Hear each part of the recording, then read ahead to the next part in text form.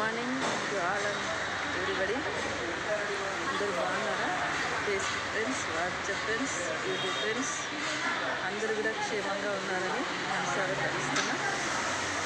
మరి ఇప్పుడు మనము ఎప్పుడు సంతోషంగా ఉండాలి, సమాధానంగా ఉండాలి, ఆనందంగా ఉండాలి కదా. ఆ విషయాన్ని మనం గమనిస్తే ఇక్కడ నా ప్రియమైన సంఘం దేవుని వాక్యం సెలవిస్తుంది. ఏమి అంటే కీర్తనలు 5:11 వాగ్దానం.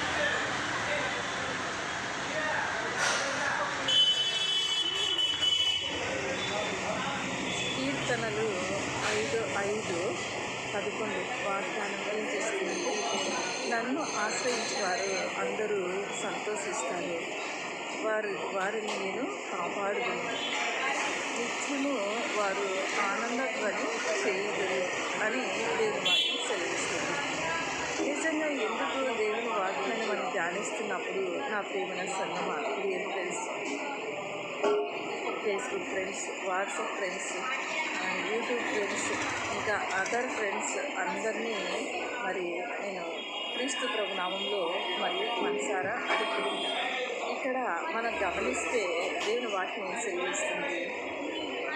మరి చూడండి, మీరు బైబుల్ ఉన్నా లేకపోయినా, హిందువులైనా వాళ్ళు ఎవరైనా సరే, తెలిసిన వాళ్ళైనా సరే, ఈ మా మొబైల్లో అన్ని లాంగ్వేజెస్లో కూడా మొబైల్ డౌన్లోడ్ బైబుల్ డౌన్లోడ్ చేసుకోవచ్చు.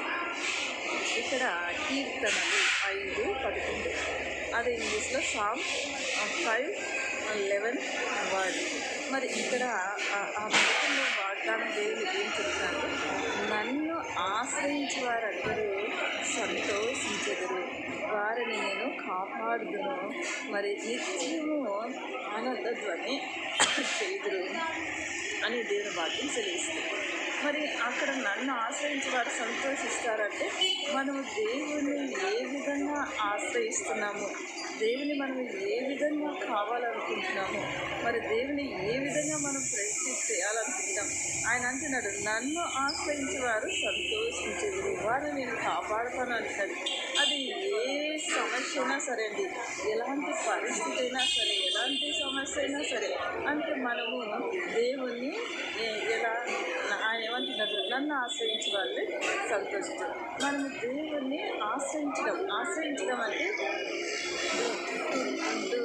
ట్రూత్ లవ్, అంటే నిజంగా దేవుని ప్రేమించాలి, నిజంగా దేవుని లోబడాలి, దేవుని మాటకి మనం లోబడాలి, దేవునికి ఇష్టంగా నడుస్తూ ఉన్నప్పుడు నిజంగా అప్పుడు మనం దేవుణ్ణి ఆశ్రయించినట్టు. అక్కడ వాక్యం ఏమంటుంది?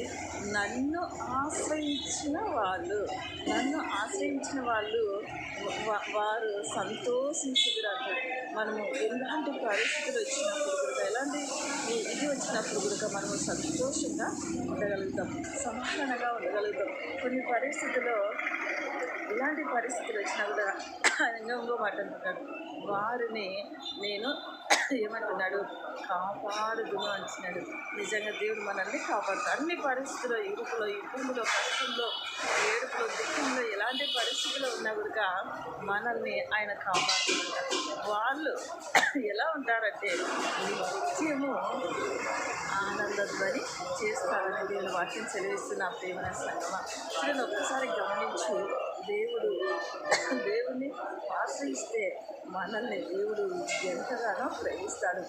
అందుకే మరి అదే దావీదు కీర్తన 90:14 అన్ని విషయం లేదు, నేను వాళ్ళని తప్పిస్తాను అని. అన్ని విషయం లేదు, నేను వాళ్ళని తప్పిస్తాను అని నేను వాక్యం సెలవిస్తాను. నిజంగా మీరు ఎవరైనా కావచ్చు, ఏసైనా ఆశ్రయించండి, దేవుని ఆశ్రయించండి, అన్ని విషయాల్లో ఆయన ఆశ్రయించండి, ఆయన ప్రేమించండి, ఆయనకు లోబడండి.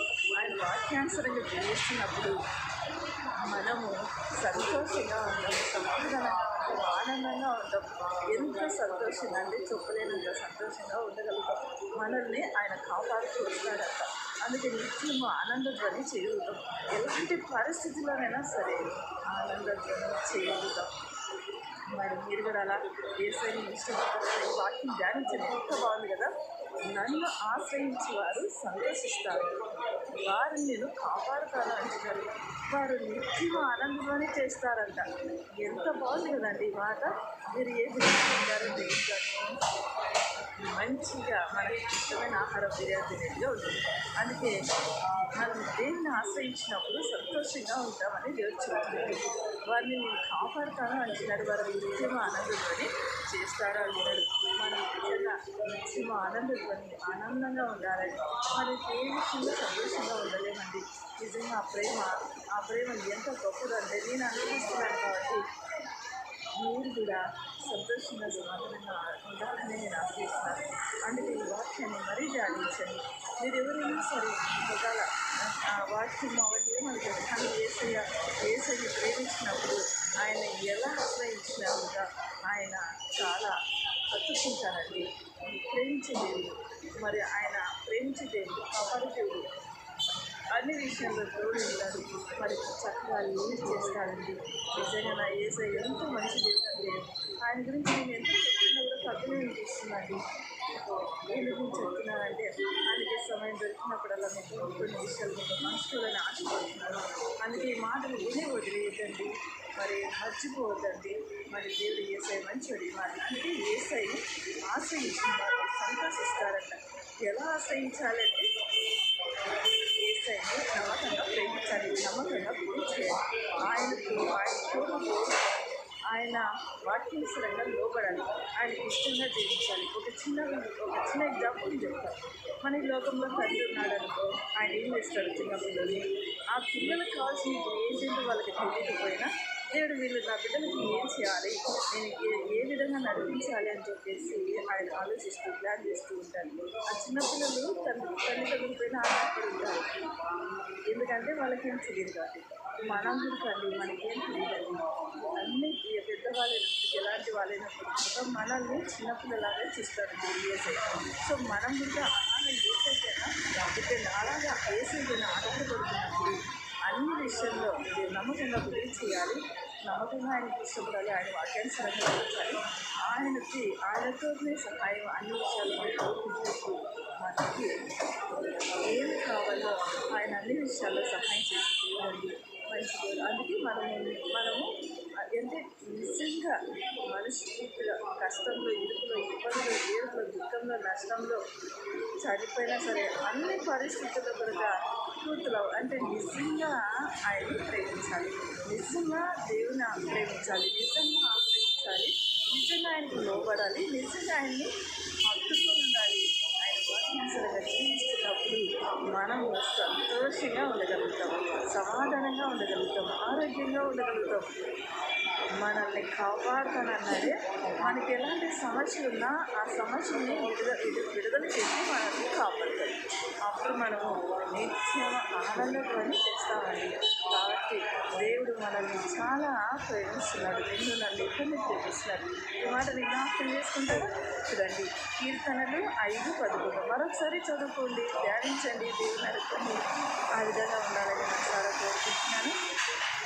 మరి మాటలు వినేందుకు మీరు మరి ప్రార్థనలో వాటిని ఆచరిస్తూ బలపడుతున్నారని, మరి నా యేసయ్యని నిజంగా ఆశ్రయిస్తారని, యేసయ్య ద్వారా సహాయం పొందుకుంటారని, మరి యేసయ్య ద్వారానే అన్ని విషయాల్లో కాపాడబడతారని, అన్ని విషయాల్లో మీరు సంతోషంగా ఉంటారని మరి నేను నమ్ముతూ మరి ఇంతసేపు